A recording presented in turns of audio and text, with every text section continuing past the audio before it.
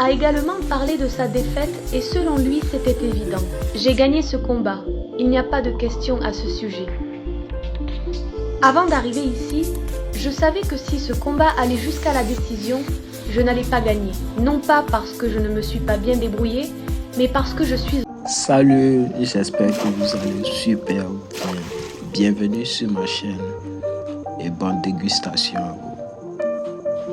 Francis Ngannou a battu Tyson Fury parce que oui, nous ne sommes pas des juges corrompus, nous avons vu le même combat que vous tous. Francis a mis knockdown Tyson Fury, Francis a tenu les 10 rounds, Francis a poussé Tyson Fury dans ses retranchements et à la fin oui, on a une victoire par décision partagée de Tyson Fury. Là je crois que Big Rusty est d'accord avec moi sur ces vieilles guillemets pourris parce que on a donc les trois juges qui sont au final 95-94 Ngannou, 96-93 Fury et 95-94 Fury. On va décrypter ensemble avec Big Rusty le combat, mais waouh, tellement de respect pour Francis qui encore une fois a fait mentir tout le monde. Mais enfin, c'est complètement fou ce qu'il a fait. On va voir tout ça avec... Enfin, littéralement là ce qui s'est passé, c'est...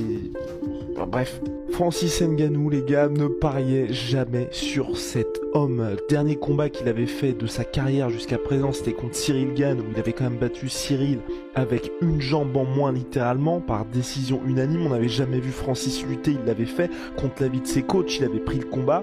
Là, il revient, pas de combat entre-temps en boxe, non, premier combat de retour après 1 an et demi contre Tyson Fury, qui n'est ni plus ni moins que le plus grand poids lourd de sa génération. Et Francis l'a poussé dans ses retranchements, Francis l'a mis knockdown, Francis a brutalisé Tyson Fury, mais vraiment, enfin, Tyson Fury qui se sert d'habitude de son clinch pour faire de Deontay Wilder un gamin, là c'était Tyson Fury qui s'est fait... Mais j'ai pas compris, Big Rusty. Explique-moi ce qui s'est passé. Là, j'ai noté plein de trucs pendant le combat et on va en parler tout ça, mais en fait là, le seul truc que je vois qui a pu causer ça, c'est il y a un mot que disait beaucoup Tyson Fury à la fin du combat et je pense que ça tient à ça.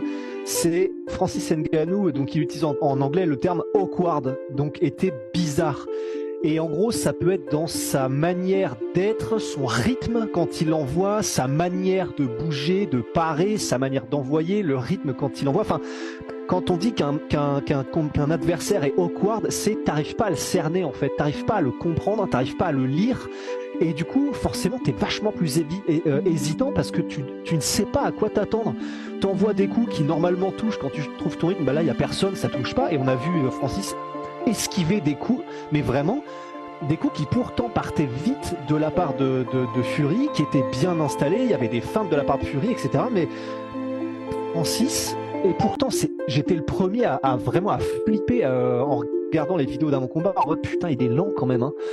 Là, les réflexes défensifs de Francis, t'avais l'impression qu'il était en mode dans la matrice quoi. Il a pas pris beaucoup de coups nets et clean de la part de Fury. Donc je pense que avant de rentrer dans le combat, je pense que ça tient à ça,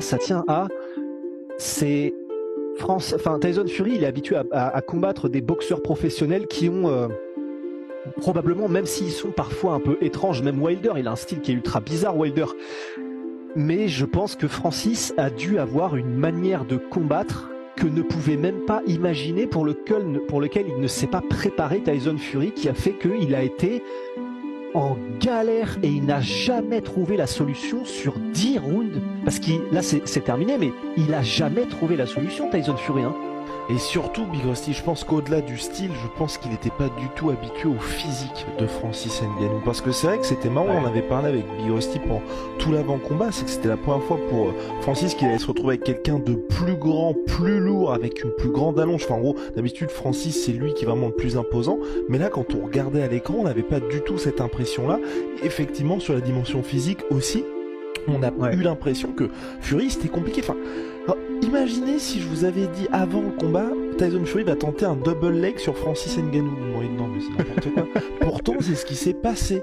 Il y a des moments, c'était panique à bord du côté de Tyson Fury. Et il essayait, mais là encore, heureusement qu'il y avait l'arbitre, parce que s'il n'y avait pas d'arbitre, chaque fois qu'il plongeait, c'était très compliqué pour lui.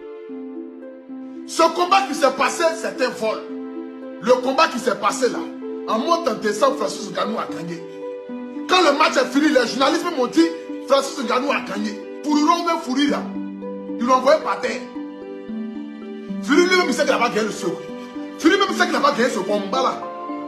Regardez ici la fierté de l'Afrique.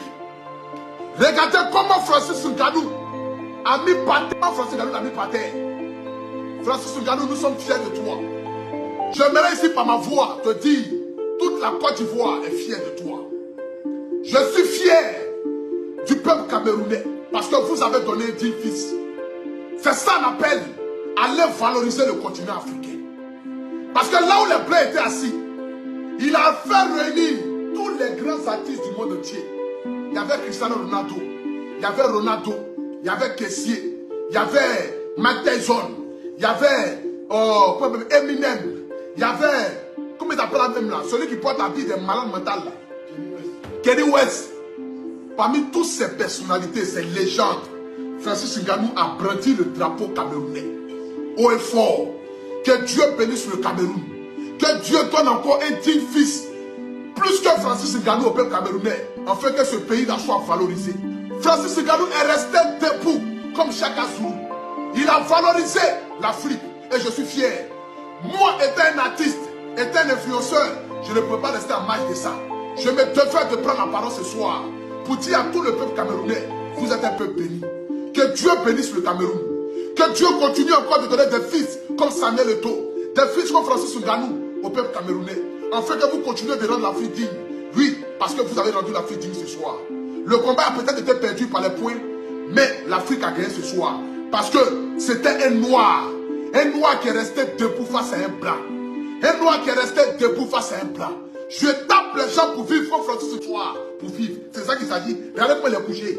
Ce fourou, mais ce fourou quoi là? Ce nyere riri, ce nyere fourou qui est là. C'est de ça qu'il s'agit. Que Dieu bénisse le peuple camerounais. Que Dieu bénisse Francis Ngannou. Nous sommes fiers de toi. Reviens en Afrique parce que nous sommes fiers de toi. Oui, tu l'as fait. Le combat, tu l'as gagné ce soir. Personne ne pouvait t'imaginer que tu allais tenir, mais ne serait-ce que 3 rounds. Oui, aujourd'hui je dépose et je reconnais que le Cameroun est un grand pays. Aujourd'hui, je le reconnais à la face du monde entier que le Cameroun est un continent. Parce qu'il faut être un continent pour donner naissance à un fils aussi digne que Francis Ngannou. Il faut être un continent pour donner un enfant aussi fier que Francis Ngannou. Parce que ce soir, Francis Ngannou n'a pas boxé pour lui, mais il a boxé à travers tout le peuple africain. Le palabre de Francis Ngannou aujourd'hui était le palabre de tous les pays africains. Ce n'était pas un palabre d'un pays. Ce n'était pas un Camerounais qui allait dans le but de valoriser son pays, mais c'était un Camerounais qui allait valoriser le continent africain. Et ce soir, je suis fier. Je suis fier d'être africain. Parce que Francis Ngannou nous a rendus fiers. J'aimerais bénir ici ce drapeau-là. Et dire à tous mes frères camerounais que nous les attendons en Côte d'Ivoire à la CAN 2024. Nous allons vous mettre à l'aise. Mais n'oubliez pas, vous serez logés. Et même très logés. Parce que vous allez être logés à Benjeville et puis vous allez jouer à Colombo. C'est de ça qu'il s'agit.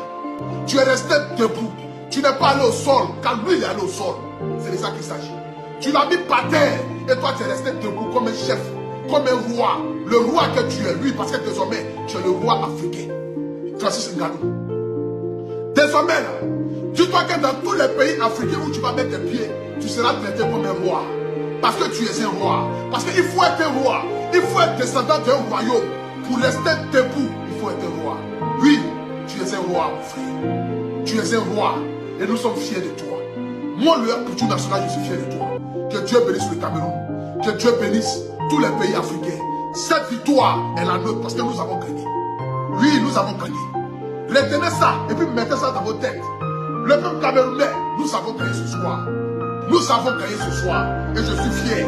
Oui, fier d'appartenir à ce pays. Même si je suis ivoirien. Mais le Cameroun est mon deuxième pays. Parce que comme je l'ai dit, la Côte d'Ivoire et le Cameroun, c'est même père et c'est même mère. Que Dieu bénisse le peuple camerounais. Que Dieu bénisse le peuple ivoirien. Who is taking who to school? Because for me, it looks like I'm the one taking you to school. Hier a eu lieu du côté de Riyad, en Arabie Saoudite, l'un des combats les plus attendus de la boxe.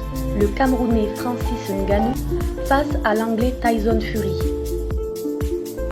Bien qu'il ait perdu le combat sur décision des arbitres, Ngannou est le seul qui a pu faire tomber son adversaire dans le 3e round.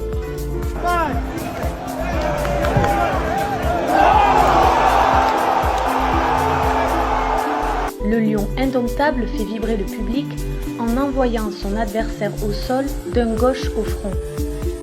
Et après l'avoir mis au sol, Ngannou a lancé quelques mots à l'anglais accompagnés d'une petite danse des reins. When the fight started, one thing, when we get closer and then when we touch gloves, I'm like, let me take you to school.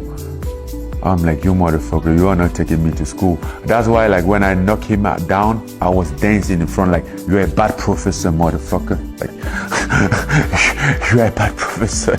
Like, how is that school going? Who is taking who to school? Because for me, it looks like I'm the one taking you to school.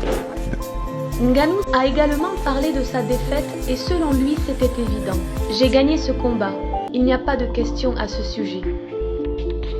Avant d'arriver ici, je savais que si ce combat allait jusqu'à la décision, je n'allais pas gagner. Non pas parce que je ne me suis pas bien débrouillé, mais parce que je suis un nouveau gars dans la maison. J'aurais foutu en l'air le business des gens.